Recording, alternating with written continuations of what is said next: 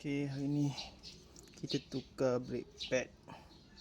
Brake pad kalau ikut kau tengok ni dah tinggal sikit ni, nak balik kampung. Memang kena, penting lah brake ni, memang kena check. So barang dah sampai, kita gantilah Okay, brake pad kita pakai brand ni Full ori tu tak tahulah, tapi bajet lah, murah ni. Okay, ni biasa dah pakai, tapi biasanya kalau jenis ni ada setengah-setengah dapat berabuk, ada setengah tak berabuk. Macam kamban tu dapat lah, kereta standard kan. Okay, jom. Standard Myvi ni senangnya kalau ikut, longgarkan skru ni, selak, dah boleh terus buka. Ni selak ke atas, ikut lah. Kalau kau nak buka habis, nak cuci balik pun boleh, tak ada masalah. Untuk kereta ni belakang dia pakai skru 14 14, longgarkan. Lepas tu settle lah, boleh selak.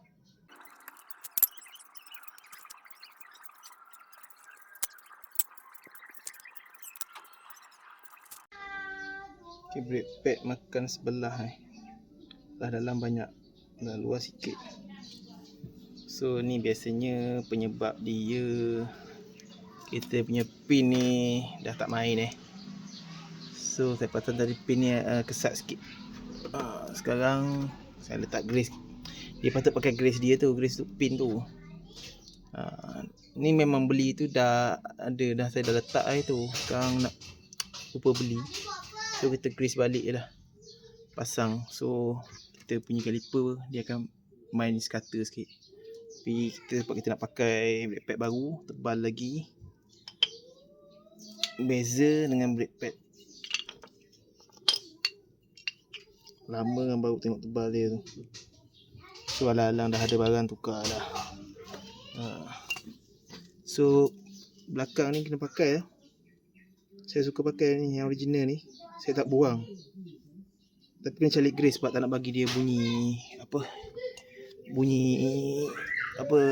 besi bergesil. Calik grease sikit je. Ni memang dari dulu saya buat macam tu.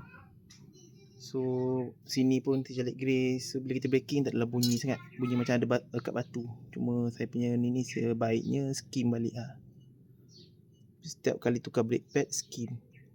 Tapi ni ada limit dia. Bila dah skim dah sampai, dia ada bertulis kat belakang.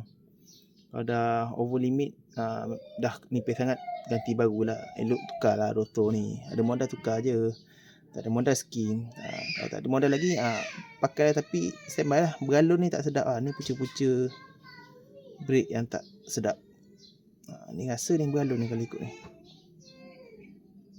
Tengoklah, akan datang ada modal kita buat balik. Brake pad.